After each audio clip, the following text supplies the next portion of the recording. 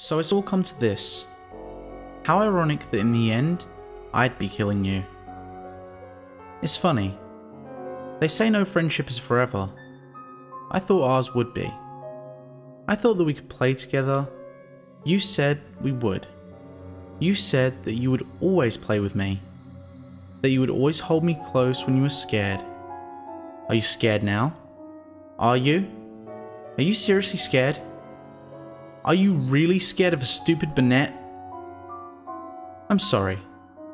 I think I lost my cool there for a minute. Despite being a doll, I'm trembling. Why am I trembling? Because I want to kill you, traitor. Remember how we danced? Remember how we sang? Remember how we loved each other through endless days? At least, we thought they were endless. Apparently not though, since you threw me out, tossed aside like I was simply garbage. Do you know how much that hurts? No you don't. But you're about to find out. When I'm through with you, you'll know the emotionally and mentally destroying pain I've been through. Oh, that's right. Since you're a trainer now, you have other little Pokemon to defend you. Fine by me. I can kill them as well. Kadabra uses Psybeam. I use Shadow Ball. One hit KO. Kadabra lies there in pain. I grab it by the neck and begin ripping out its organs. There, its lungs, its liver, its ribs, and last but not least, its heart. Keep the heart, traitor. Now who's next? Ooh, an Umbreon. Did you buy it? I can't imagine you being so kind as to evolve an Eevee. Cold-hearted traitors like you could never know friendship, trust and kindness. What? Do you both think I'm crazy? Well, it's probably true. I've lost my mind. When I look at you, traitor, I see nothing but red. Every time you cross my mind, I feel a pinch of sadness in a storm of fury, hatred and vengeance screaming at me to kill you like a broken record connected to a megaphone.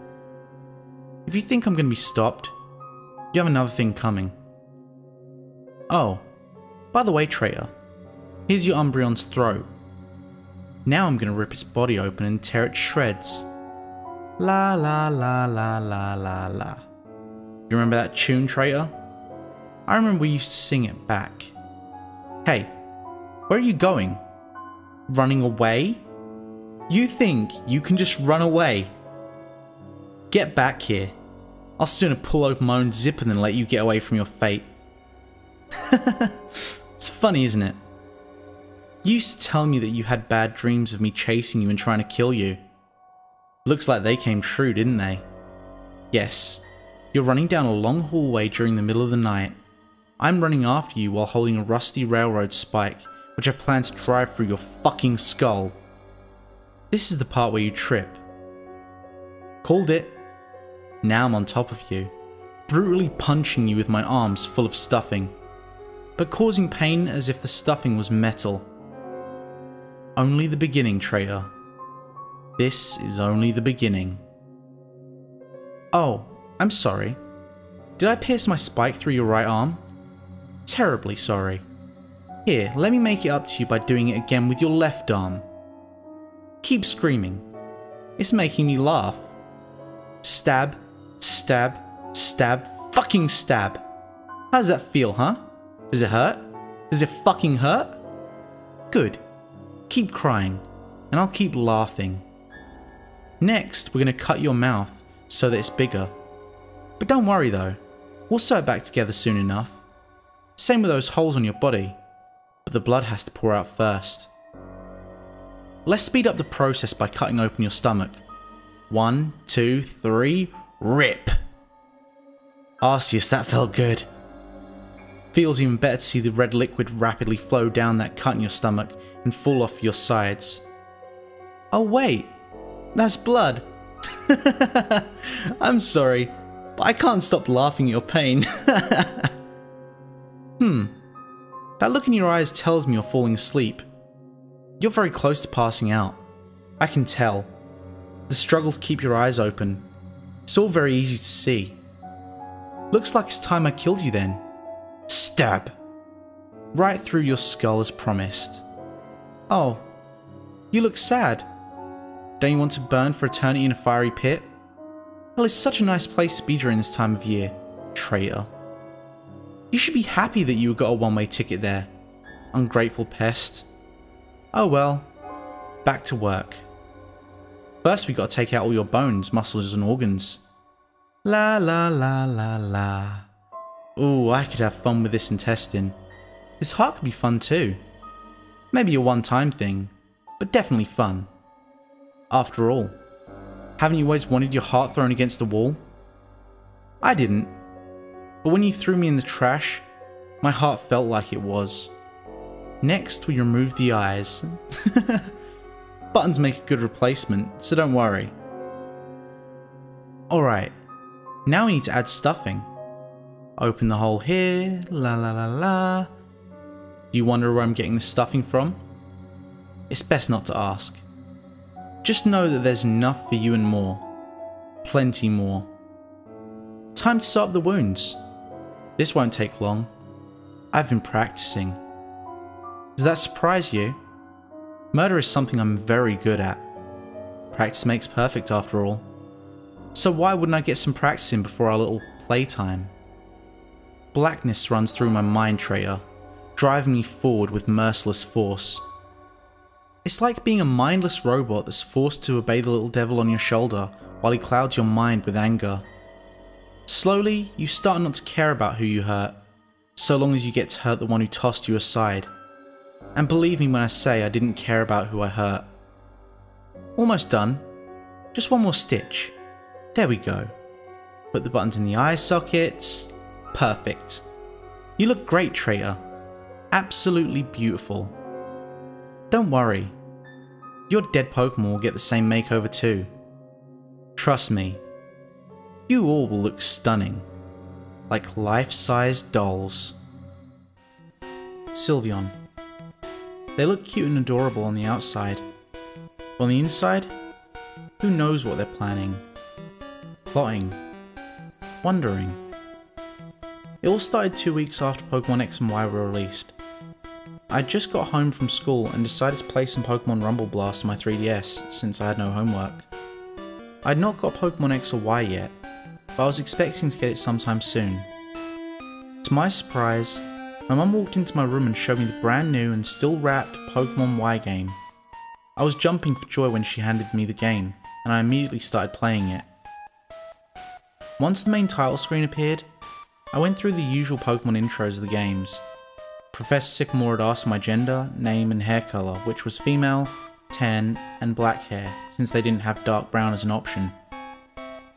After meeting my rivals and picking my starter, Fennekin, I continued to play through the game. I'd always wanted a female Sylveon on my team. I don't know why, I just did. Their cute and fluffy appearance really stood out to me, so I just had to get one. It was getting pretty late, so I saved my game at Sillage City and shut my 3DS off. In the morning when I woke up, I quickly got out of bed and picked up my 3DS. I turned it on and clicked on the Pokemon Y. It sent me to the title screen and I continued with my game. I had recently caught a male Esper and got a male Charmander from Professor Sycamore in Lumio City. Today my goal was to catch a female Eevee for my team and eventually evolve it into Sylveon. I ran from Sillage City to Route 10 to catch an Eevee. Since I had just beat the gym leader, I should be able to move the rock with strength so I can access the spot where Eevees were. I taught the HM strength to one of my Pokemon and had them move the boulder out the way. When I moved the boulder, I ran into the grass and found a male Eevee on my first try. I was surprised to see an Eevee, but I had realised it was male, so I ran from it. Many wild encounters and many male Eevees later, I'd finally gotten tired of searching for a female Eevee. It just wouldn't show up. Like as if it didn't want to. Or maybe it was just never meant to be. I then found once again another male Eevee. Since I was getting tired of looking, I decided just to catch it. I threw some Ultra Balls at it and with the third Ultra Ball I caught it. I wasn't really happy that I caught the thing, but I guess it'll have to do. I'd nicknamed the Eevee Sylvie, since I was planning to evolve it into a Sylveon. After I looked at Sylvie's stats, I opened up Pokemon.me and chose Sylvie to play with. I didn't really care for it. I'd wanted a female, but I guess I'm stuck with a male. I didn't look happy and I didn't feel like that either. It really upset me. When my face showed up on my camera on my 3DS, Sylvie's facial expression changed. It looked sad and worried. I didn't smile and neither did he. I fed him some Pokepuffs and played games with him until he was all maxed out. He had full hearts, music notes and full food. I began to run in the grass and battled a couple of Pokemon until Sylvie was ready to evolve. Sylvie evolved, but before he did, he looked really sad and depressed. He even looked like he was crying. This sort of confused me, but I blew it off as some glitch in the game. He began to evolve, and after a couple of seconds, a crying Sylveon appeared on the screen. When he let out his cry, it sounded really sad, dull and depressing. After he evolved, I moved him to the back of my party and continued playing the game. 2 days after Sylvie evolved, I had beaten the Elite Four and the Champion. The sad thing was, I didn't use Sylvie in any of the battles. He just sat at the very back of my party. He was the same level as Charcoal, my Charizard, which was level 67. I didn't really care about how I didn't use him in any battles. The feeling just never came to me.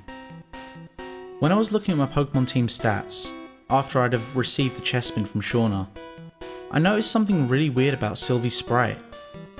He had red cuts all over his body, legs and ears and tail. He was holding a sharp grey object with one of his ribbon-like feelers, and his eyes were black with a red pupil and they was bleeding. I also noticed some dark red pixels on the sharp grey object that he was holding. Was that blood? It had to be. What else could it be? I exited the stat screen and went to Pokemon.me once again with Sylvie. When he appeared on the screen, his left eye's red pupil was looking all the way to the left, while the right eye's pupil was looking all the way to the right. It looked like he'd gone insane, which he did. A text box appeared. Why couldn't you just love me? That's strange. Usually text boxes don't show up in Pokemon.me. And what does he mean by that? I thought to myself. Another text box then showed up. I may not be a female like you wanted, but I have feelings too. Okay, this is getting weird. How did he know I wanted a female? And why does he look like he's been cutting himself? So many questions left unanswered. One last text box showed up. Why can't you love me for me? To this point, it was starting to freak me out. Sylvie's depressed frown had turned into a wicked and insane grin that stretched from cheek to cheek. The grin revealed his demonically sharp teeth.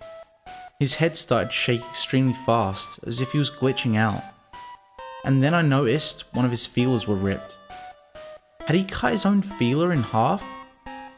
Dang, it looked like it hurt. Sylvie sat up straight without moving, just staring into my soul with his demonic eyes and grin. In a matter of seconds, all of the cuts on his body just began to bleed intensely. The screen then glitched out like crazy to where I can barely even recognize Sylvie on the screen. My speakers then let out a fuzzy, high-pitched Sylveon cry that was making me want to throw my 3DS across the room, but if I did, it would break it. The loud noise stopped and the 3DS had sent me back into the title screen of Pokemon Y. I clicked continue and opened up my party once my trainer appeared on the screen. I noticed that Sylvie wasn't there. I sighed in relief, knowing that that thing was out of my party. I exited my team and a text box showed up once again. Can you be happy now? Happy without me?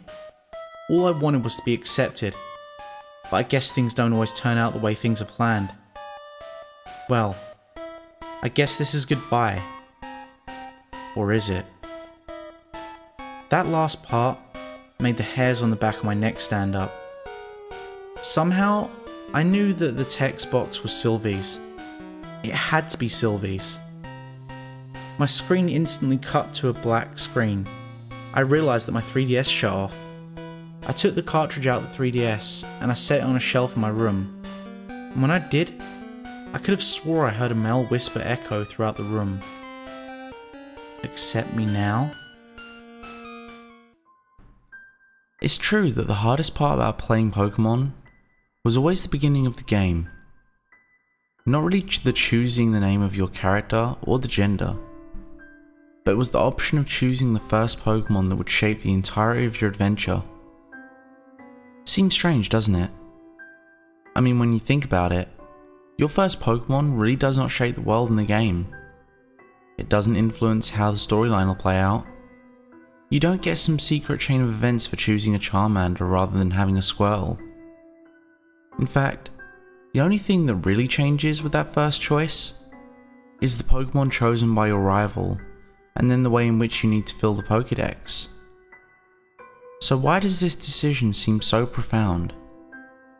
What is it that makes our hearts race in our chest, that makes our palms sway, and makes us bite our lips as we weigh the options? What is it past the team building that makes this decision so hard? I remember that my first Pokemon game was a red version that I received for Christmas in 1998 with a brand new Game Boy Color. It was my pride and joy. But as all things, it had aged a lot. And by the time 2013 came around, every time I popped it in, I was forced to start a new game because the battery inside the cartridge was all worn out and no longer saved. But because this was my prized game, when I finally moved to Germany and started getting paid at my new job, well, needless to say, nostalgia hit me hard, and I decided to celebrate my recent success by ordering a used Fire Red version from an acquaintance, the remake of the first generation games.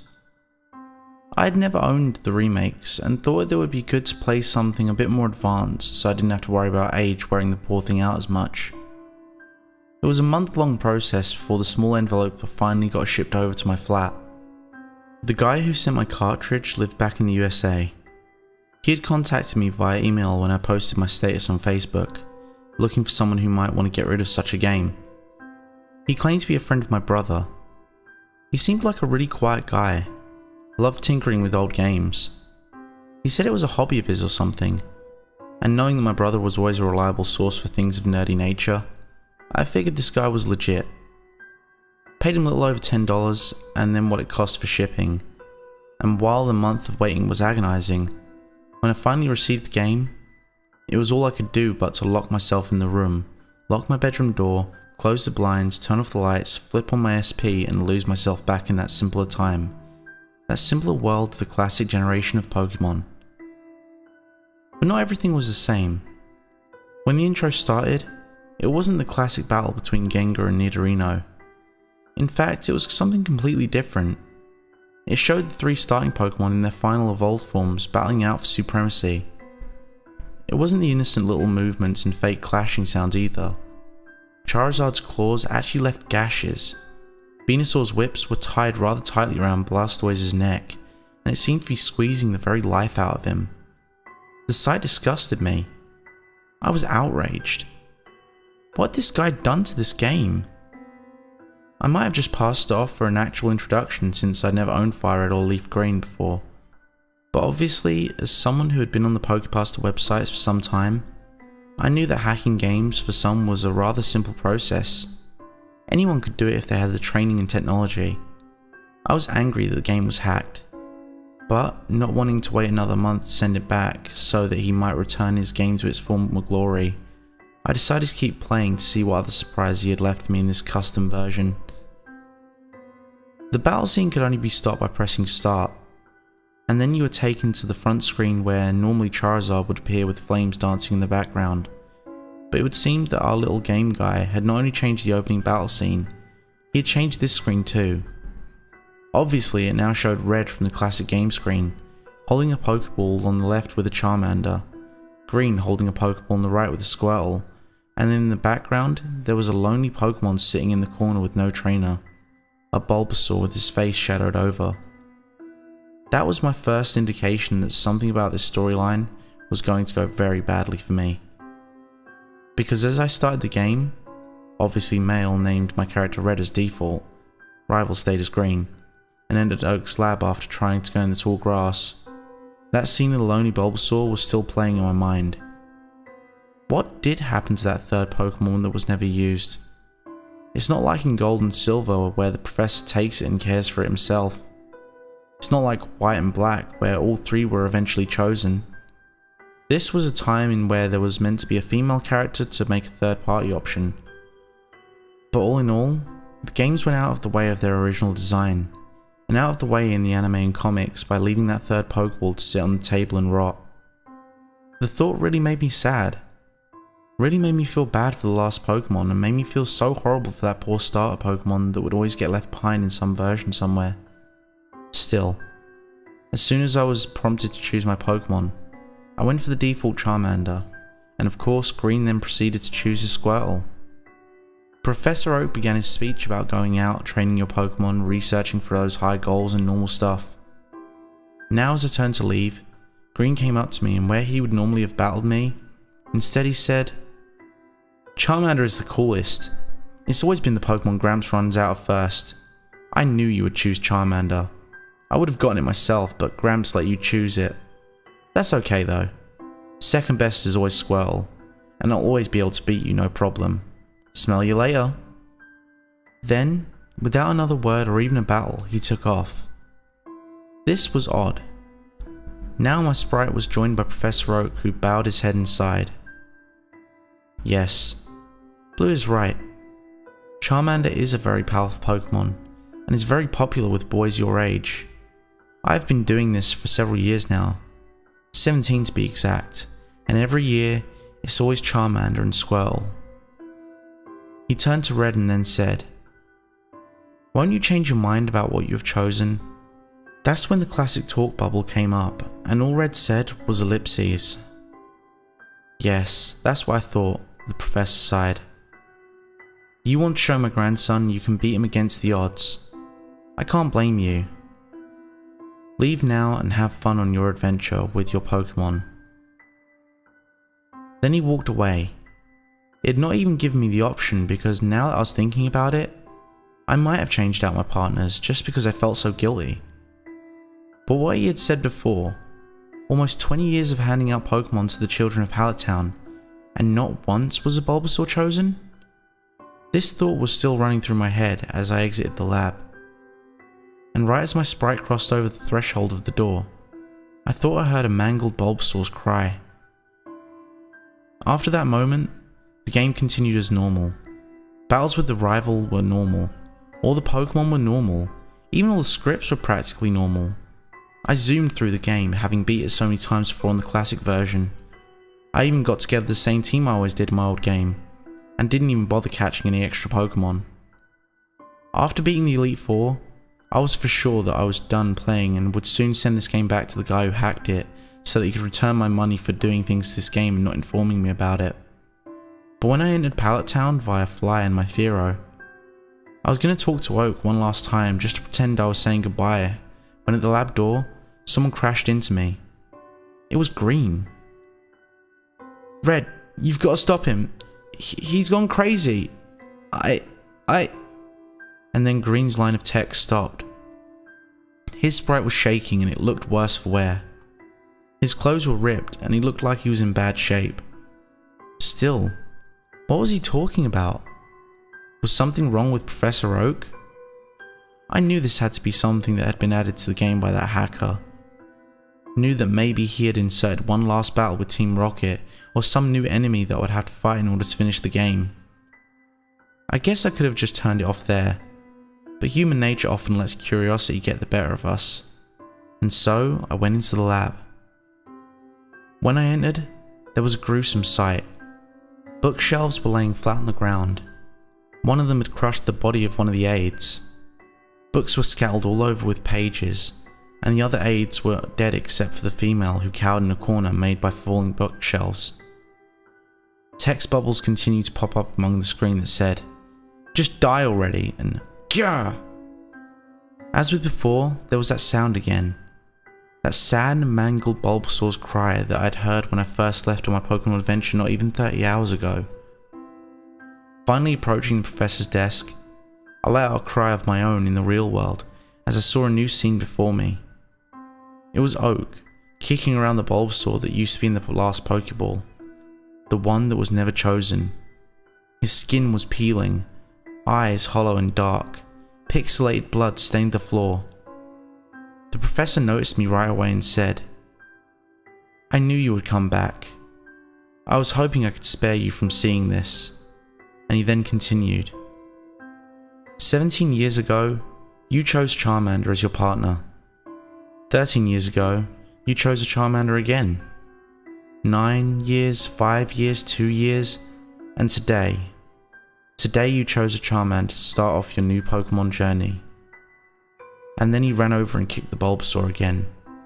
It let out a low and mangled cry, and more dotted blood squirted from its body. "This Pokemon," he cried as he continued to beat the poor thing in front of me.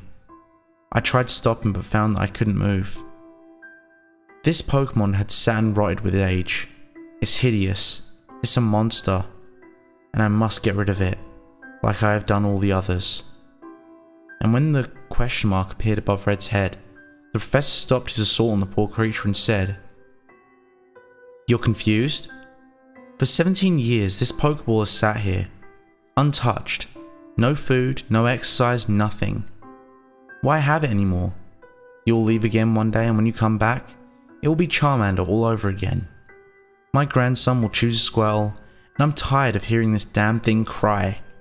And the assaults had started again. "I don't want to hear it anymore. Why have it? You'll never choose it. It's time for this creature to die." Now I understand why Green was so shook up.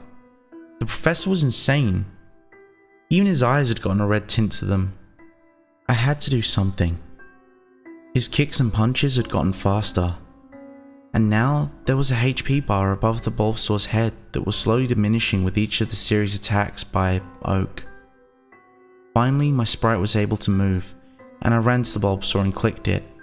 Its hollow eyes looked up at me in distress, and the option bar came up. Put Bulbasaur in your party?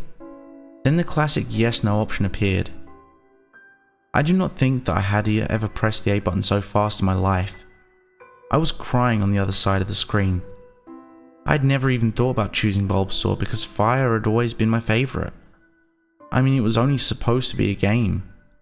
Never in my real life had I even had the notion that had this been the real world or an alternate universe, that a real Pokemon would have been made to sit and rot like this.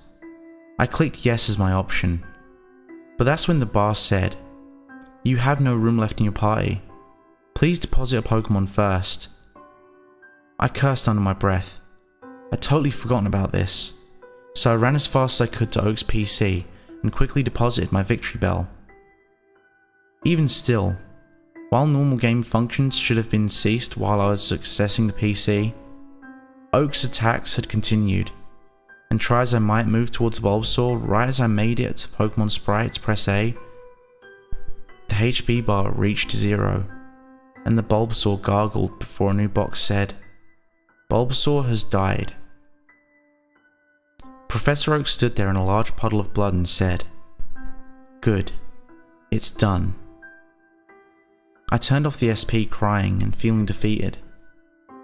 It took me an hour before I was sane enough to remember that I had saved in another city. I could go back and try it again. So, switching on my system once more, I ran to the PC first thing in Lavender Town. I wanted a ghost Pokemon but having a hard time catching one, and deposited Victory Bell. That's when I flew to Pallet Town to face the nightmares once more. The same scene played out. Green burst out the lab, scared out of his mind. The aides were dead. By now I'd figured they had tried to stop Oak and he had killed them. And after the rant, Professor Oak started attacking the mutilated Bulbasaur. I ran to it first thing and accepted it into my party. Oak cried, "What are you doing? Stop!" But I did not stop there. Having played the game for many years, I always used the missing no cheat. So opening my bag, I used a full restore on the poor Bulbasaur. His mutilated appearance remained with the hollow eyes and missing skin, but his stats were back to normal. Next, I started unloading one rare candy after the other. Bulbasaur soon became an Ivysaur, and then a Venusaur, I didn't stop until my new Pokemon was level 100, completely maxed out with all the proteins I could feed him. He still looked somewhat gruesome. Eyes were still missing, pieces were still scratched and a little bloody. But to me, just being alive and on my team made this Pokemon the most beautiful creature in the world. After I was done, I turned to Oak and spoke to him. The text was jumbled and shaky. "How dare you?" The Venusaur stood beside my sprite, healthy and roaring out in anger towards the Professor. The Venusaur took one step and headbutted the Professor to his desk, knocking him unconscious. And then, I knew what to expect. Just like with the 3 evolved Pokemon battling at the beginning of the game, Venusaur used Vine Whip and wrapped the vines around the Professor's neck. The face of his sprite kept turning deeper colours of red until at last Venusaur let go, and the body of the Professor fell to one side. A part of me knew I should have been horrified by this, but I felt almost glad that the Professor was dead. I had my own share of guilt for all the pain I had put this poor creature through by never choosing it as my starting partner. But what Oak had done was truly unforgivable. Even in a game, there was no excuse for harming a Pokemon for anything, especially for being unwanted. Now that the battle was over, the Venusaur turned to me and roared again. A text box appeared. "Give a nickname to your new Venusaur?" It may have seemed silly, but after all that had happened, I could only think to name him one thing: Buddy. After that little scene, I decided I was going to send the game back to the guy who'd hacked it, but not before I'd traded Buddy to my Ruby version, and onward through my different parties. Turns out, Buddy was not male, but actually a female, and was a shiny. She travelled with me and my main party everywhere, and overpowered everyone and everything. She was always my first in line, and only seconded my starter when I was grinding for levels. I also started buying all versions of the generations so that from now on, I could choose all 3 Pokemon, in one version or the other, and none of them ever got left behind. A few months later, I received a parcel to my flat. This time it was the same Fire Red game, only it had been fully restored back to its default. No glitches and the old graphics and cutscenes, with a full refund and a note inside that said, "Did you learn a valuable lesson?" Turns out the guy knew what it was like to be alone. He was always chosen last in games, never had any friends, and he admitted to having lied about knowing my brother. And while he originally had no intention of hacking the game, when he looked at my Facebook status and saw me bragging about my record of picking Charmanders, it had really struck a painful nerve for him. When sending the game back to him, I had made a record of what happened in the game and how it made me feel, and told him to never do this to anyone else ever again. But in a sense, I'm thankful for it now. It may have just been a game for some, but Buddy has been one of the best Pokemon that I could have ever asked for. And what it all came down to was one simple decision. Do you remember when you first discovered glitches in Pokemon? I remember when I did. Summer 1999 at Kingswood Summer Club. Pokemon Red and Blue had been released the previous year, which I guess would make me 8 or 9. The Pokemon craze was in full swing over here in the UK. Every day I packed up my Pikachu Yellow Game Boy Color, Pokemon Red permanently slotted into the top. My friends and I would gather together with our link cables for epic trading and battling sessions that lasted the whole day, or just until parents came to pick us up at home time. Around midsummer, our group was starting to feel like we'd seen it all and done it all. Sure, I don't think we'd ever caught them all. Back then it seemed like an impossibility. We'd grinded to level 100, eliminated the Elite Four more times we could remember. The game was starting to lose its draw, and there were still 4 long weeks of summer left. Then we saw Missing No. I remember the first kid I knew to have him. He told us his brother showed him how to catch this super rare, super awesome Pokemon. We gathered round as he revealed that Pokemon to us. That magical, distorted reverse L shape that held the key to infinite rare candies. We were all instantly in love and dying to get one of these rare Pokemon for ourselves. So, he passed on the secret and showed us how. Within the next few days, our little group was hooked on glitches. We scoured magazines for the latest bugs and tricks, we visited Glitch City, battled all kinds of high-level Pokemon off the coast of Cinnabar. We even caught Mew. But there was one glitch, however, which I've never been able to find record of since. Funnily enough, I can't remember the details of how to pull it off, but I remember the outcome. Glitchlet. The technique for finding this little guy followed the pattern of a lot of the tedious Pokemon encounter bugs in Red and Blue. Talk to this dude, fly to this place. It might have had something to do with Celadon, I'm not sure really. Glitchlet was just as you'd expect. A glitched up Diglett. The sprite was mostly intact, but the face was distorted Masigno style. There were a few distorted lines through it like scan lines, and the cry was a little weird too, although I can't put my finger on what it was. His level was never visible, but we guessed it must have been over 100, as we could hardly put a mark on him while trying to catch him. Most of us resorted to one out of many clone Master Balls. We nicknamed him Glitchlet, and that night we were eagerly trying out to see what this guy could do. The next day we all met up to compare results. By this point, we all considered ourselves Pokemon glitch experts. Experiences with Glitchlet were varied. One guy claimed it messed up his game so bad he couldn't play anymore and had to reset. Others said they tried to battle with Glitchlet, only finds that the game had crashed every time they tried. I had the most luck in battles with the new glitch Pokemon. His only move was Dig, and he couldn't learn any HMs or TMs, even those you'd expect a Diglett to be able to learn. Against wild Pokemon, Glitchlet was a powerhouse. He never lost PP, and together we OHKO'd every Pokemon we came across. But the attack itself was odd. It took 2 turns as usual, but after the first turn, it hit with some kind of self-damaging recoil. There was no explanation other than Diglett was hurt, and that strange cry. But it never made much of a mark on him. Glitchlet's HP was higher than anything I'd ever seen, and because it only took 1 dig to destroy any wild Pokemon, it was never really much of a problem.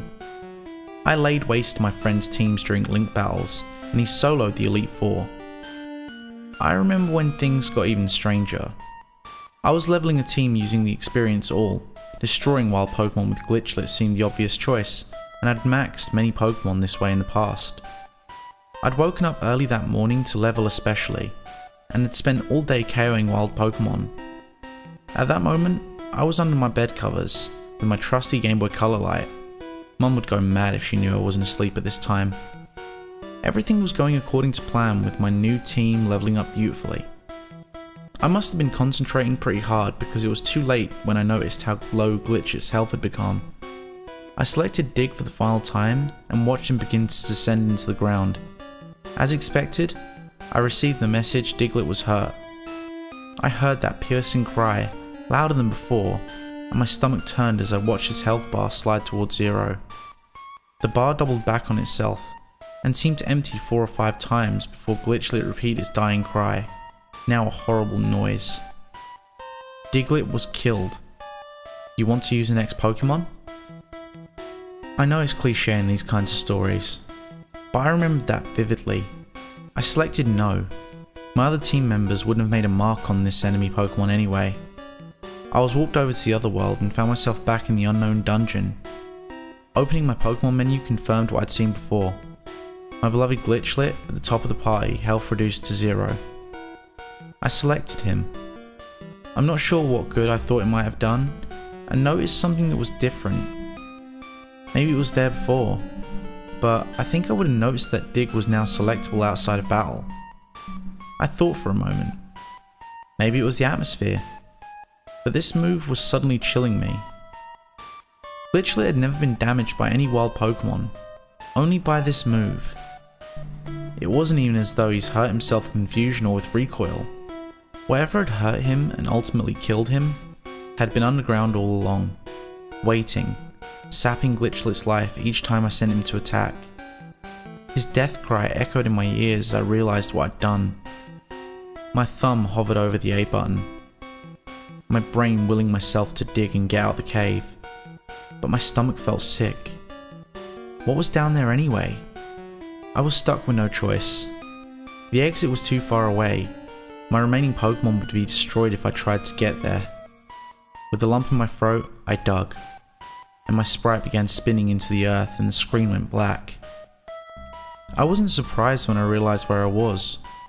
Not the entrance to the cave, or even the nearest Pokemon Center, but a glitched out cave that I now realized was some kind of bugged version of Diglett's cave. I checked my Pokemon and saw Glitchlet's health had been restored. He was now my only Pokemon, the other 5 members of my team missing entirely. I chose Dig again. Oak scolded me. Apparently this wasn't the time to use that. With no means of escape, I set off looking for the exit. My sprite moved slowly, more of a crawl than a walk.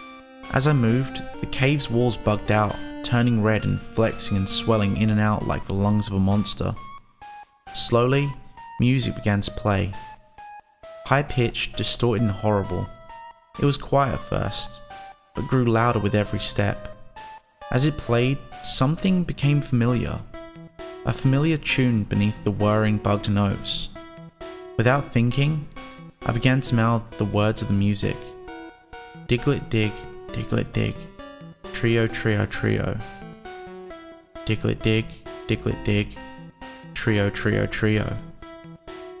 Then I encountered a Pokemon. A wild Dugtrio appeared.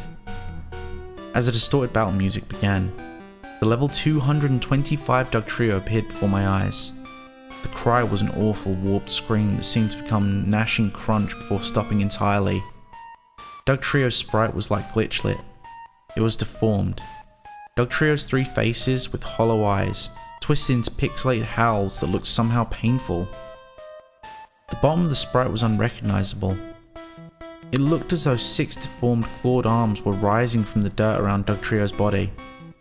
My only Pokemon was released, and Glitchlet's back sprite appeared before me. His cry played again, quiet and seemingly a lot weaker than before. I was just a bystander now as the game took control, selecting an attack from the menu. Of course, Dig was the only option. My hands were sweaty as I gripped the Game Boy tight. My breath was hot on the screen. Dugtrio went first. Dugtrio used Scratch. It hit 6 times, each tear triggering the pitiful cry from my glitch Pokemon. Glitchlet was left with a sliver of health as he retaliated with an attack of his own. Diglett used Struggle. It hardly made a mark. As expected, but it was strange how Dig had never lost PP before. As previous, the game selected the next move. As attack was chosen, I noticed that Glitchlet suddenly had no moves. 2 words appeared where the first 2 attacks should have been. No hope. Dugtrio's cry echoed again as it launched an assault of scratches with its deadly horrible arms. Glitchlet was killed after the first strike. Diglett is dead. Do you want to continue? I didn't really understand the question, but that didn't matter. No was selected for me, and the battle faded away. Back on the overworld, the walls swelled and glitched before my eyes, and the maddening music began again. I inspected Glitchlet. His sprite had now changed. Although his face was never visible like Dugtrio's, it seemed to be formed into a pixelated screen. Dark brown streaks cut through the sprite. They looked like claw marks, or blood. I pressed on. I didn't know what I was thinking at that stage, just that this tiny Pokemon had infected my game in a much bigger way than I expected. Glitch Pokemon seemed kind of wrong to me then, as though it was something I ought not to have been messing with. Something we didn't understand or couldn't control. With no Pokemon left, I was surprised to find that I didn't black out or walk to a Pokemon Center. The game just continued as usual. It was only a few steps before the Pokemon encounter theme played and the screen turned black. A wild Dugtrio appeared. This Pokemon sprite was different to the last, almost completely disfigured. The cry seemed as though it wouldn't end, screaming and wailing as a pixelated monster appeared on screen. Through the glitches and cut pixels, I could make out the hollow sockets of 8 eyes, 8 terrible clawed hands and a gaping mouth. With no Pokemon left, my trainer's back sprite faced the glitch head on. Before my eyes, the screen faded as my Game Boy's battery cut out. Whatever had just gripped me with fear that night, I didn't sleep. I even took the game out of the now dead Game Boy, although I'm not sure what that would have done. Days later, I started the game up. I'd not saved during what had happened, so I was returned to my last save point. Glitchlet was the head of my party, Dig his only move. I thought for a moment before abandoning that game forever and starting anew. But I'll never forget how it all started and how it all happened. Like something out of a horror movie that keeps on repeating and repeating over and over whenever I saw that glitch head on. But everybody has to move on. And I can't seem to forget the whole thing like it never happened. Like digging into my skin and controlling me and my actions. But it's all in my head. I know I must have been hallucinating this whole thing. But when I see that cartridge, all the horrors I fear are still in there, waiting for it to come out and scare me forever in my head for eternity to come.